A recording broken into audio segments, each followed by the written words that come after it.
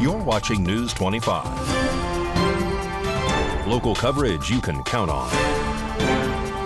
News 25 is brought to you by J.K. Nelson Law, voted Best of Las Vegas. Give them a call, 702-727-9900. News 25 is also brought to you by Desert View Hospital. You can count on us.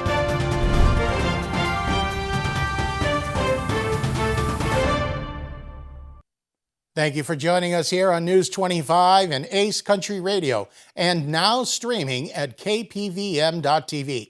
I'm Chris Palermo on this Wednesday, January 24th. Good evening. Here's what's happening. The High Commissioner for Refugees in Ukraine is worried that everyone is forgetting about the war between them and Russia. RJ Camacho has a story. The United Nations High Commissioner for Refugees, Filippo Grandi, has become worried that the war between Russia and Ukraine is being forgotten in the public eye, as the war is now in its second year since Russia began its invasion. Filippo Grandi wants to remind the international community that Ukrainians are still suffering through a brutal war. He went on to state that, "I think the big difference from last year to this year is that this year, this is not news anymore in the world. There is somehow a trend towards getting used to Ukrainian suffering. Currently, 10 million Ukrainians have been displaced due to the war, with another 6.4 million being categorized as refugees. The agency has called for $4.2 billion in order to help Ukraine, which is slightly less than what they had asked for last year. He says the choice to lower the amount needed was due to them being aware that so many other crises are occurring in the world right now, likely referring to the Israel-Hamas war. Currently, both the United States and the European Union have been in disagreement separately about their own aid packages to Ukraine. In December of the last year, European leaders were unable to come to an agreement on a 4-year $52 billion package of assistance for Ukraine, and in the US, senators are unable to decide on including an aid package for Ukraine. Grandi spoke on the matter, stating that, "I very much hope that those discussions can be unblocked and concluded positively in both places. If those packages are stuck, I'm very worried that the humanitarian assistance will not come. That will have an immediate impact here." And a single vehicle fire happened early Tuesday night on Highway 160, just north of Tacopa. News 25 caught up with Fire Chief Scott Lewis to give us all the details. Last evening, prompt fire rescue was dispatched for a mutual aid assignment to Highway 160, just north of Tacopa Highway. And they arrived on location. They had a fully involved vehicle fire. The occupants were out of the vehicle and were uninjured. Crews made quick effort on suppression and quickly reopened the highway without incident. More news tonight. The parents of a little girl in Las Vegas are concerned after seeing their daughter coming home with multiple stab injuries, reportedly caused by her classmates in school. Parents in Las Vegas were left confused, concerned, and seeking answers when their daughter returned home with multiple puncture wounds. According to reports, the daughter was stabbed with pencils multiple times by 2 boys in the school library. The daughter is only 8 years old. The 2 parents, Calderon and Miguel Salguero, took the daughter to the doctor and called the Clark County School District Police in order to file a report. According to the incident report from the CCSD police and the principal at Ira Earl Elementary School, the incident where the daughter was stabbed lasted from 1:03 in the afternoon until 1:11. In other words, the incident lasted 8 minutes. Officers reviewed the security footage, which showed the 2 8-year-old boys stabbing the girl multiple times with a pencil around her stomach, hand, and legs. The girl tried to get away, but was blocked by the second child. Calderon, mother of the victim, stated that, "I never would have imagined that an 8-year-old would be so cruel to another child." Calderon believes both the school and the teachers should be held accountable due to them being responsible for watching over the kids. Due to the 2 boys being only 8 years old, no criminal charges were given. Although the 2 children have been suspended, the parents think they ought to be expelled. The Clark County School District has yet to answer any questions regarding the matter, stating that they cannot discuss the matter due to privacy concerns for the children. The parents now have an attorney as well and may pursue legal action should there have been an adult in the room that could have prevented the incident. A man is arrested after a traffic stop that results in officers reportedly discovering drugs in his possession. On January 23rd, Nye County Sheriff's Office deputies observed a red Chevrolet truck that had failed to stop at a stop sign. During the stop, officers were given consent to search the vehicle, and during this search, officers observed a black backpack that contained a red plastic box allegedly containing little balls of caramelized methamphetamine. According to the arrest report, this backpack belonged to Robert Kirby, the passenger of the vehicle. Officers additionally located another red box that contained a white crystal-like substance that tested positive for methamphetamine, as well as a piece of a broken glass smoking pipe with residue, according to the arrest report. Due to this, Robert Kirby was arrested and charged with possession of a Scheduled 1 or 2 controlled substance, selling or transferring a Scheduled 1 or 2 controlled substance, and use or possession of drug paraphernalia. And we'll be right back after this.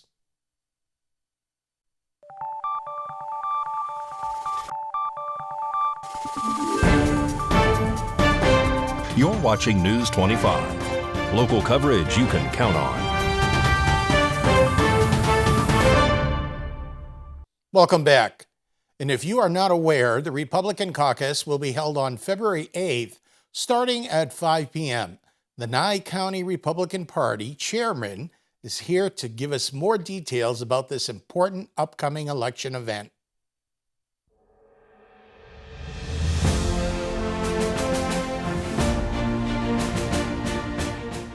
I'm Chairman Leo Blunda of the Nye County Republican Party. The question I'd like to answer for you is why Trump and DeSantis are not on your mail ballot.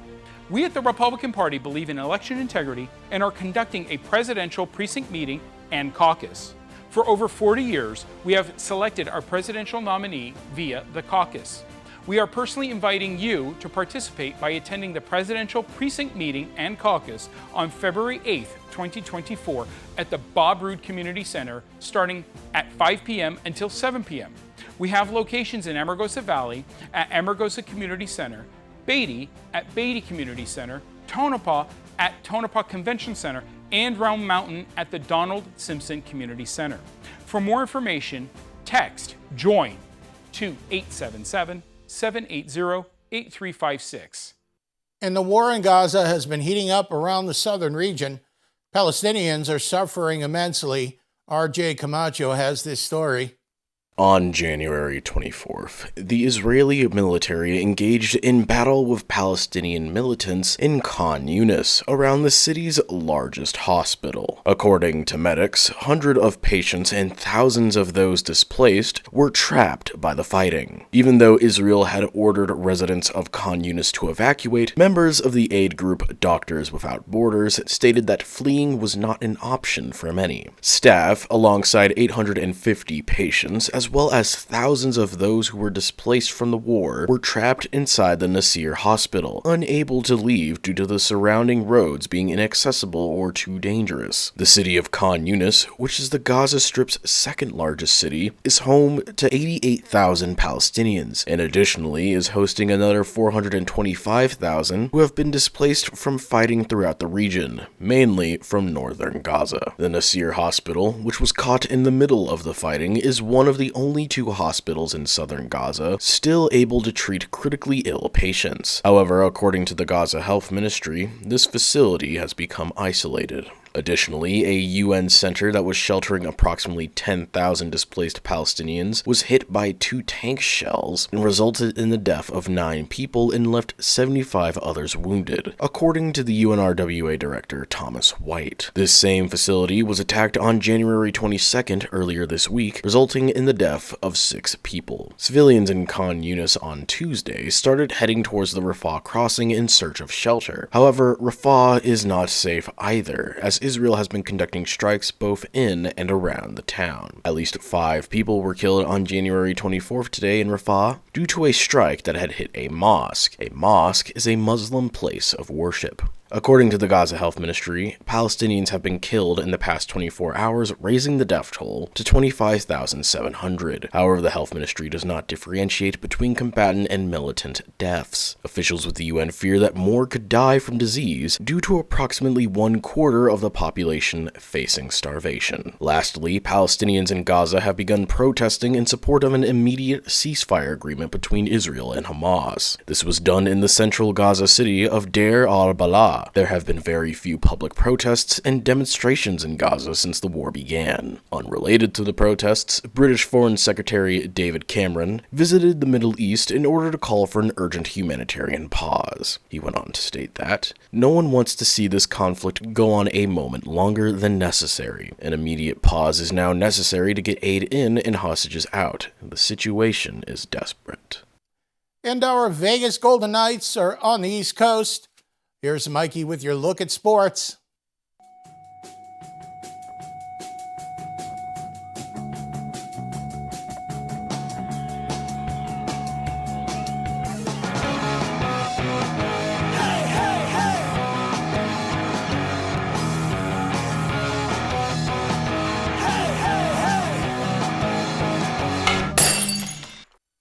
Time now for your News 25 look at sports, and streaming at www.kpvm.tv. Golden Knights in New York last night taking on the Islanders. Aiden Hill's first game back from the IR. We got some highlights for you. First period, Alex Pietrangelo with the shot. Ivan Barbashev tips it in. Second period, tied at 1. Golden Knights on a power play. Sheldon Rampel from an odd angle makes it 2-1. His first NHL goal in his second game of the season. Nicholas Waugh makes it 3-1. Golden Knights go on to win 3-2. Golden Knights play the New York Rangers this Friday at Madison Square Garden. Tom Telesco has been named GM of the Las Vegas Raiders. He becomes the 5th general manager in franchise history. UNLV and the Las Vegas Aces will host a free all-sports clinic on January 31st in celebration of National Girls and Women in Sports Day. 4 Las Vegas Aces have been named to the upcoming training camp for USA Basketball Women's National Team ahead of Olympic qualifiers next month. The 4 Aces include Chelsea Gray, Kelsey Plum, Ajay Wilson, and Jackie Young. They'll be part of the 18-athlete roster camp, which is set for February 2nd through the 4th at Barclays Center in Brooklyn. UNLV will host Syracuse at Allegiant Stadium this fall. The university announced on Tuesday the Rebels matchup with the Orange is their first ever. It's scheduled for Saturday, October 5th, 2024. Pro Valley Trojans Wrestling are headed for the 3A tournament at Moapa Valley on February 1st. And that's your look at sports on News 25. Thank you, Mikey. And if you have ever heard about pygmy rabbits, you might not know they are endangered. News 25 reporter Anthony Roberts has their story. Today, January 24th, the U.S. Fish and Wildlife Service has announced that the pygmy rabbit may warrant protection under the Endangered Species Act. The pygmy rabbit is the world's smallest rabbit and is threatened by livestock grazing, oil and gas extraction, invasive non-native grasses, and wildfires. Pygmy rabbits require intact sagebrush for virtually all their winter diet and for cover from predators. They also need areas with deep soil to construct burrows where they shelter from predators and safeguard their babies. Pygmy rabbits are found in parts of Wyoming, Utah, Idaho, Nevada, California, as well as several other places. Today's decision is the result of a petition that was submitted by conservation groups in March of 2023. In the decision, the service found that protecting the pygmy rabbit as threatened or endangered throughout its entire range may be warranted. The service will now evaluate if the pygmy rabbit warrants protection under the Endangered Species Act. In Nevada, the pygmy rabbit's population is down to a low of 22%. According to the Center for Biological Diversity, the pace of the habitat loss and degradation of the pygmy sagebrush habitat has accelerated to an unsustainable level. More news coming up, some weather, and a story on healthy lifestyle.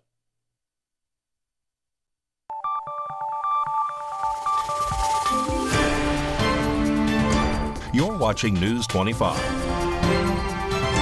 Local coverage you can count on. News 25 is brought to you by Mountain West Lawyer, Injury Attorneys, 727-9500.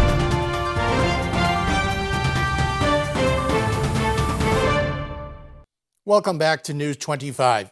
Pat Lemming from Never Forgotten Animal Society is here to tell us about an active working dog named Ava. Hi everyone, this is Pat with Never Forgotten Animal Society at 3091 North David Street in the north part of Pahrump off of Bella Vista between Blag and Leslie. And I have here with me a sweet little cattle dog by the name of Ava, that's AVA. She's 3 years old, she's spayed, she's had all her shots, she's microchipped, she's ready to go to her new home. Well, we got her in from an abuse case and we've been working with her and she is just one of the sweetest girls you've ever want to meet. If you've got a toy, you become her very best friend, at least as long as you have the toy. She loves to be cuddled. I go in every night into her kennel after everybody leaves, and she and I just kind of hang out together. She's very, very appreciative of that cuddle. You can see she's just a loving, very sweet girl. She came to us about a week ago, and she's made a lot of progress, and she needs to be in a really good home where there's lots of room to run. She is an active cattle dog, so she does have to have some duties and responsibilities, such as chasing balls or frisbees or running with other dogs or any of those things. Because if she doesn't, then she gets a little eccentric and starts to destroy things. But if you keep her active like any of the working dogs, then you're going to have a wonderful, wonderful, loving, sweet companion who will like to do nothing but sit and cuddle with you at night and be your BFF every day. So if you're interested, come on by. We are open Monday through Saturday from 10 until 5 every day. We're open Sunday from 9 until noon. No appointments are necessary, and you're welcome to come by and visit any of our kids at any time. We look forward to seeing you and hope that you come and give some attention to Ava, just even if it's just to say hi. We look forward to meeting you. Thank you very much. More news now. Making healthy lifestyle changes is at the top of many people's to-do list in the new year. If you're one of those people, here are 3 things to focus on to better your health in 2024. The 3 most important things that people can do for their health in the new year include regular exercise, eating a balanced diet, and focusing on mental health.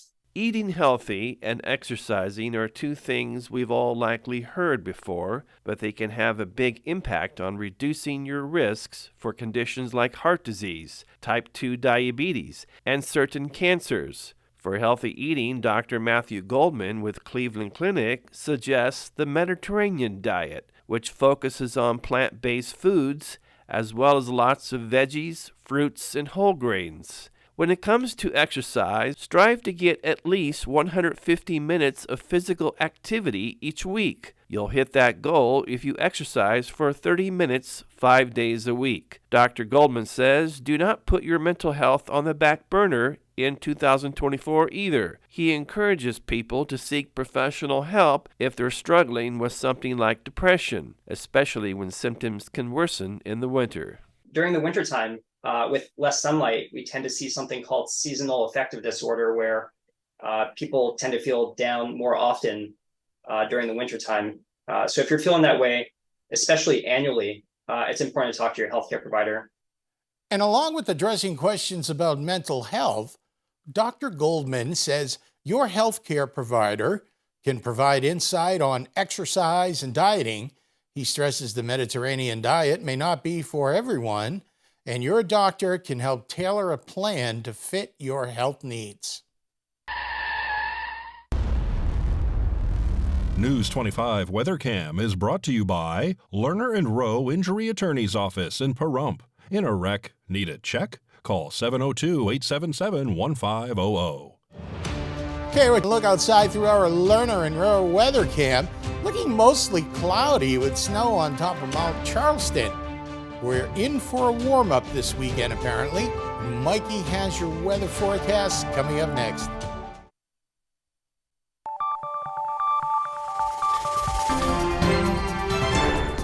News 25 weather is brought to you by Dairy Council of Nevada. Undeniably delicious, undeniably dairy. Enjoy what's real.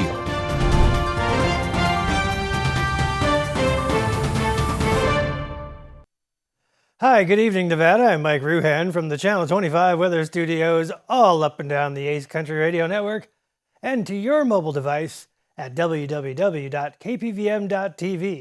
Let's check out this weather map. Fernley saw 49 degrees today.